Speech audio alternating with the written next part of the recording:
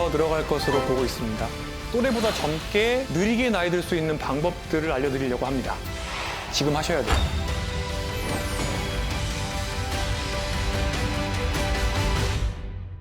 구체적으로 오늘의 강연의 주제는 뭔가요? 사실 얼마 전에 저한테 이제 오셨던 분이 있었는데 제가 상담을 이제 한 15분 정도 해드렸죠. 나가시면서 하는 말씀이 근데 그렇게 젊은데 뭘 아시냐고 노년에 대해서 딱 그런 거예요. 비수처럼 딱 꽂혔죠. 근데 사실은 제가 이제 뵙는 분들이 70대, 80대, 90대, 100세 이상 분들을 계속 뵙거든요. 이분들이 어떻게 나이 들어 오셨고 어떤 삶의 습관을 가지고 있는지가 이분들의 가지고 있는 병의 목록과 기능의 변화에 그대로 드러납니다. 이게 40년, 50년 동안 내가 산 생활 습관이 그 이후에 내 모습을 만들거든요. 결론적으로 어떻게 우리가 생활 습관을 만들어야 성공적으로 살 수 있는가에 대해서 고민을 굉장히 많이 했습니다. 한마디로 하자면 우리가 어떻게 해야 행복하게 살 수 있는가를 보여주시는 그런 강의가 되겠네요. 네, 맞습니다. 청년, 중년, 노년 구분 없이 세대 통합이 되어서 정말 모든 분들께서 잘 챙겨 먹고 있는 게 있습니다. 뭡니까? 바로 영양제입니다. 이거는 뭐 어렸을 때부터 충분히 세뇌를 받아왔기 때문에 영양제는 뭐 근데 영양제를 많이 먹어도 되게 안 좋다고 들었어요. 그래서 사람마다 또 챙겨 먹어야 되는 게 부딪히는 게 있다고 또 들었고. 너무 이게 그 호불호가 많잖아요. 먹어야 된다, 안 먹어도 된다. 정보가 너무 홍수예요. 정보들이. 우선 제가 질문을 하나 드리겠습니다. 네, 40대 대표 황재성 씨와 김지민 씨는 어머, 저 39살이에요. 나랑 동갑이면서? 저는 원래 안 챙겨 먹다가 네. 얼마 전에 조금 약간 빈혈 비슷한 게 확 왔어요, 녹화 도중에. 그래서 이러다 죽겠다 싶어서 마그네슘이랑 아연, 철 이렇게 같이 들어있는 거 있잖아요. 네. 한 포로 네. 그거랑 그 비타민 이렇게 챙겨 먹어요. 저는 활동 기간에만 고함량 비타민을 먹고 쉴 때는 잘 안 챙겨 먹는 타입. 그러다 한 방에 훅 가. 잘 챙겨 먹어야 돼, 젊을 때. 명언이다 명언 한 젊을 때 잘 챙겨 먹어. 이게 정말 연배는 다양하신데 내가 뭔가 힘들 때 내 몸에 결핍을 채워주는 무언가라는 걸로 영양제를 찾는 분들이 정말 많죠. 그런데 환자분들이 저한테 그런데 하면서 이제 시작하는 게 영양제인 경우가 많거든요. 제 진료실에 오시는 분들 중에 이제 결국에 여쭤보면 뭐 한두 개는 기본이고요. 20가지 이상 드시는 분도 있습니다. 제가 몇 가지 이제 예시를 말씀을 드리려고 하는데요. 우선 항산화제에 대해서 관심 많으시죠? 항산화제가 뭐예요? 활성산소가 세포를 노화시키고 또 뭐 피부에도 안 좋다. 이렇게 많은 분들이 알고 계시죠. 자, 그런데 사실은 적당한 정도의 활성산소는 우리 몸의 약입니다. 우리가 운동을 해서 얻을 수 있는 정도의 활성산소는 오히려 고장난 미토콘드리아를 태워주고 세포 내에 있는 고장난 것들을 수선해주는 효과가 있습니다. 이런 것들이 밝혀진 지는 사실은 얼마가 안 됐습니다.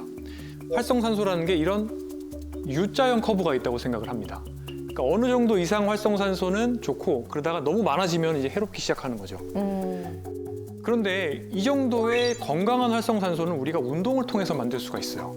그런데 대부분은 건강한 활성산소를 만들 만큼의 운동도 안 하고 계십니다. 그런데 활성산소를 왜 제거하시죠? 한편 고용량 비타민 E를 섭취하면 오히려 암이 발생할 가능성이 증가될 수도 있다. 뭐 이런 연구가 있습니다. 이게 왜 그러냐면 활성산소가 고장난 세포를 죽이거나 또는 박테리아 이런 것들을 죽일 때 사용하는 무기예요. 그 무기의 기능이 떨어지면 장기적으로는 내 면역력이 떨어질 수도 있고 그러면 어디 암세포가 생겨났을 때 그게 제거가 안 될 가능성도 있는 거죠. 자, 그다음 콜라겐입니다. 콜라겐 바르시기도 하고 드시기도 하고 뭐 다양한 형태로 사용을 하십니다. 콜라겐을 먹으면 피부가 좋아질까요? 당연하지 않을까요? 아, 당연한가요? 네. 그런데 이게 결국에 단백질입니다. 단백질은 아미노산 단위로 깨져서 들어갑니다. 무슨 얘기냐면 단백질 파우더 먹는 거, 달걀 먹는 거, 고기 먹는 거 똑같다는 겁니다. 콜라겐을 바르시기도 해요. 바르는 콜라겐도 사실은 피부 장벽을 뚫고 들어가서 진피에 있는 피부 세포까지 안에 들어가서 무슨 일을 하거나 세포 바깥에 있는 세포의 기질을 개선시킬 수 있을 거라고 기대하기는 어렵죠. 그래도 안 하는 것보다 하는 게 낫겠네요. 그래도. 해서 손해볼 거는 없는데 또 해서 이익을 볼 것도 별로 없는 거죠. 그리고 요즘 이거 드시는 분들 굉장히 많을 겁니다.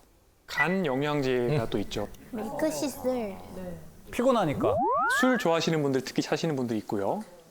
실리마린이라는 성분이 들어있습니다. 2012년도에 미국에서 나온 연구가 있어요. 간염이 있는 분들한테 고용량 실리마린과 가짜 약을 투여를 했습니다. 이렇게 했을 때 실제로 간 기능이나 또는 삶의 질에서 차이가 없었습니다. 비슷한 연구들이 많아서 2021년도에 한국의 건강보험심사평가원 심평원이라고 부르는데 여기서도 이 성분이 간 건강에 도움이 된다는 증거가 부족하다고 판단을 했습니다. 선생님, 이래놓고 다 챙겨 드시는 거 아닙니까? 지금 모든 분들이 그걸 궁금해하세요. 나만 그래서 뭘 걸 드시죠? 먹어야 되는 거죠? 저는 솔직히 말씀드리면 진짜 안 먹고요. 아예 안 드세요? 제가 먹는 게 제가 근력 운동, 특히 벌크업을 할 때는 저는 단백질을 먹습니다. 그와 더불어서 정말 고강도 근력 운동을 하고 나면 크레아틴, 이것도 식품입니다, 그냥. 크레아틴이라고 하는 식품을 소량 먹습니다. 요거 하나를 꼭 오늘 기억하셨으면 좋겠어요. 약은 어떤 효과가 있으면 반드시 부작용도 있는 것이고 그 부작용이 있기 때문에 의약품으로 관리를 하는 겁니다. 그 부작용이 클 수 있고 효과도 클 수 있으면 전문 의약품이 되죠. 의사의 처방이 필요합니다. 영양제라고 하는 카테고리는 기본적으로 건강기능식품이거나 식품인데 건강기능식품이거나 식품은 생물학적인 뚜렷한 효과가 있으면 안 됩니다. 효과가 있으면 의약품으로 분류가 되겠죠.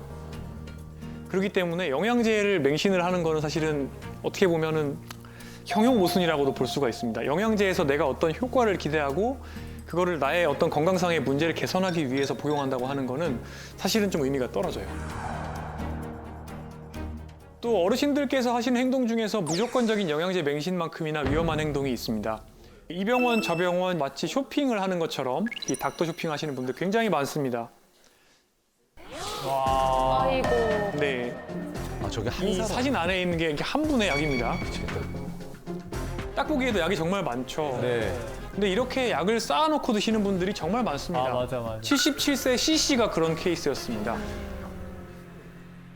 고혈압, 고지혈증 약을 드시기는 했지만 텃밭도 가꾸시고 또 교회로 나가시면서 일상에 불편함 없이 지내고 계셨는데 남편께서 뇌경색으로 입원하게 되면서 스트레스를 많이 받았고 특히 자정 전후로 화장실을 너무 자주 가서 방광약을 2가지 드시기 시작했어요.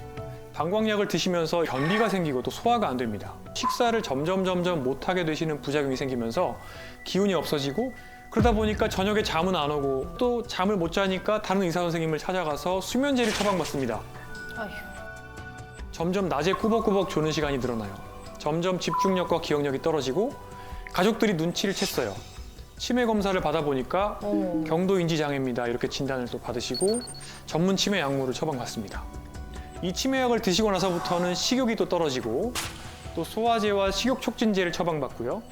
이렇게 하다 보니까 정말 큰일이 나겠다 싶어서 위내시경, 대장내시경, 복부 초음파, 심장 초음파 여러 검사를 받습니다. 검사에 나오는 건 없어요. 하지만 어르신께서는 휠체어에 실려 오신 모습으로 저랑 만나게 되셨습니다. 아이고. 자, 방광약에서 시작을 해서 수면제, 치매약, 소화제, 식욕 촉진제 이런 증상들 가라앉히고 환자분들 편안하게 만들어드린 약들은 대부분 사람의 기운을 빠지게 만드는 약들이에요. 약의 부작용을 약으로 막다 보니까 결국에는 기운이 다 빠진 거죠. 처음 처방받은 방광약에는 인지 기능을 약간 떨어뜨리는 그런 물질이 들어가 있었습니다. 그 이후에 처방받은 치매약의 부작용은 안타깝게도 방광의 예민성을 또 끌어올립니다. 거꾸로 되는 거죠.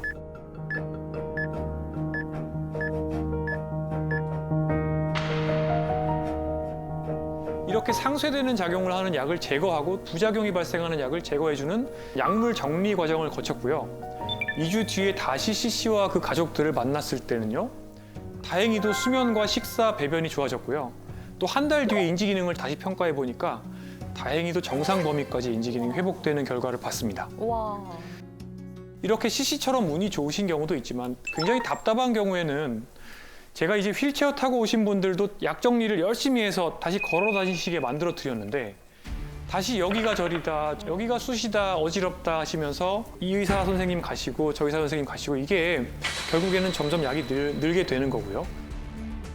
그런데 이제 약을 먹고 차 가라앉는 상태가 되니까 또 증상이 괜찮아졌다고 생각을 하는데 사실 이거는 증상이 괜찮아진 게 아니에요. 너무 많은 약을 한꺼번에 드셨기 때문에 사실은 마취된 거랑 비슷한 거죠.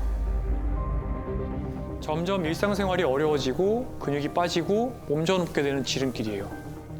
자, 그래서 제가 어르신분들께 말씀을 드리고 싶은 거는 뭐냐면 어느 정도는 이 증상을 견디시고 또 받아들이실 필요가 있고 이렇게 살면서 우리가 경험하는 모든 증상들을 약으로 깨끗이 다 없앨 수는 없거든요. 무조건 이 증상에는 이 약, 이렇게 증상을 누르려고 하지 말고 기본적인 생활 습관 개선을 먼저 고려해 보는 걸 추천드리고 싶어요. 예를 들어서 야간요, 밤에 소변 자주 보러 가시는 분들 브릿지 운동 같은 것들 열심히 하시고 케겔 운동 하시고 이런 것들 하시다 보면 좋아지는 경우가 많이 있거든요. 그런데 약만 들다 보면 그 약의 부작용이 약을 또 부르고 또 부르고 이렇게 되는 거죠. 그 다음은 마음 건강, 멘테이션입니다. 특히 저는 마음 챙김을 여기서 굉장히 중시하는데요. 마음 챙김을 이해하려면 반대된 상태를 보시면 됩니다. 마음 놓침 상태죠. 정말 목적 없이 스마트폰을 스크롤하거나 쇼폼을 계속 보면서 자극을 탐닉하는 상태에 가깝죠. 이것은 마음 챙김에서 가장 멀어져 있는 마음 놓침 상태라고 볼 수 있습니다. 마음 놓침 상태가 계속되면 이것에 걸리기 쉬워집니다. 바로 치매입니다.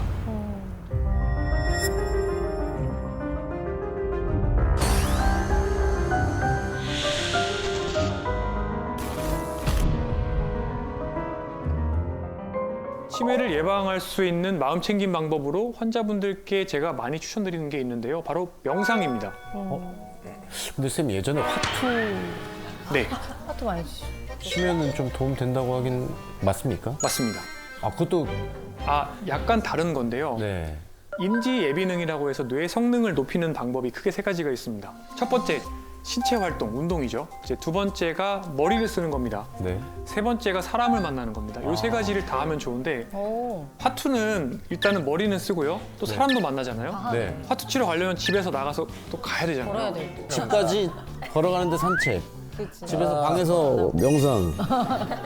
완벽한 스포츠네. 스테이지에 딱 이상적인. 네, 그래서 실제로 브릿지 게임이나 마작이나 이런 것도 좋은 인지 활동이라고 되어 있긴 합니다. 화투도 비슷한 효과가 있을 거라고 생각합니다. 명상을 한 다음에 화투를 치면 나을까요?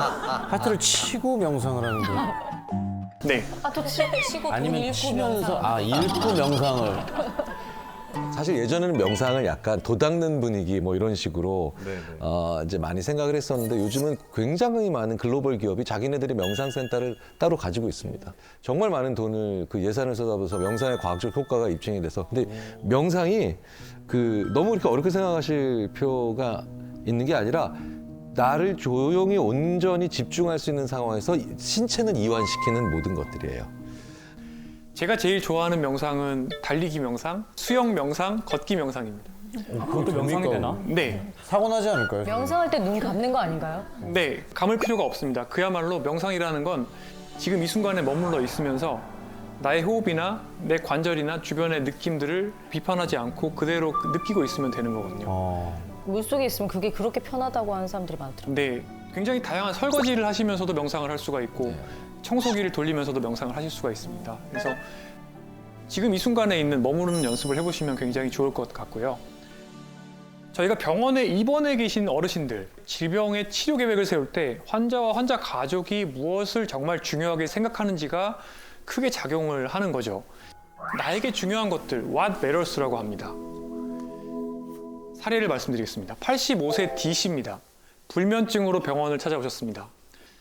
사실 이제 보호자분들이 보기에는 잘 주무신대요. 네. 분명히 약을 안 드셔도 잘 주무셨는데 그 잤다는 사실을 믿지를 않으시고 약에 대한 집착이 굉장히 심한 상태가 되셔서 오셨습니다.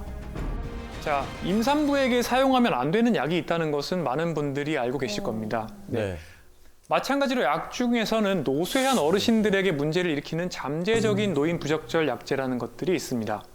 그중에서 제가 정말 미워하는 약이 하나 있는데요. 뭐예요? 단기간만 사용할 수 있는 수면제죠. 수면제? 젊은 분들한테는 큰 문제가 없어요. 하지만 노쇠가 있는 어르신들한테는 얘기가 좀 다릅니다. 다른 약은 먹어도 효과가 없었는데 지금 말씀드린 요 약을 드시고서는 그 효과를 잘 봤다면서 이 약의 처방을 너무 고집하셨습니다. 결국에는 이제 낮에 횡설수설하는 모습을 또 보이시기도 하고요. 또 며느리가 본인에게 욕설을 한다고 의심하시면서 병원을 찾아오시죠. 이럴 때 저는 이제 어떤 말씀을 드리냐. 이거 치매에 걸리시는 약입니다. 장기 복용을 하시면 안 됩니다라고 말씀을 드려도 이 약에 대한 집착이 너무 심하니까 결국에 그냥 나머지 부작용들은 감안하시고 드시라고 할 수밖에 없는 건데요. 당장은 불편하지만 장기적으로 훨씬 더 나한테 도움이 되는 방향이 있고요. 반대로 지금 당장은 조금 편하지만 장기적으로 훨씬 고통스러운 방법이 있습니다. 그 중에서 후자를 선택하게 된 경우였죠. 제 입장에서는 굉장히 스트레스가 많이 쌓이는 경우입니다. 그래서 결국에 이 젊었을 때도요, 또 시간을 내서 나에게 중요한 것에 대해서 생각을 많이 해보는 것은 삶의 우선순위 등을 전체적으로 계획해 볼 수 있는 기회라고 할 수 있습니다. 자, 의학기술의 발달로 인간의 수명이 점점 늘고 있는데 한국보험개발원의 최근 발표에 따르면 2021년 기준 대한민국의 기대 수명은 남자는 86.3세, 여자는 90.7세입니다. 높죠? 올라갔다. 하지만 수명이 늘어난 게 마냥 좋은 것만은 아니죠.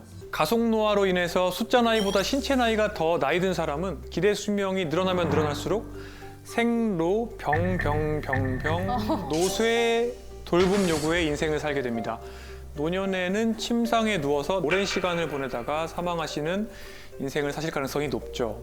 그러다 보니까 기대 수명이 얼마인지보다 내가 그 수명 속에서 건강하게 몇 살까지 살 수 있는지, 그러니까 건강 수명이 훨씬 중요합니다. 맞습니다.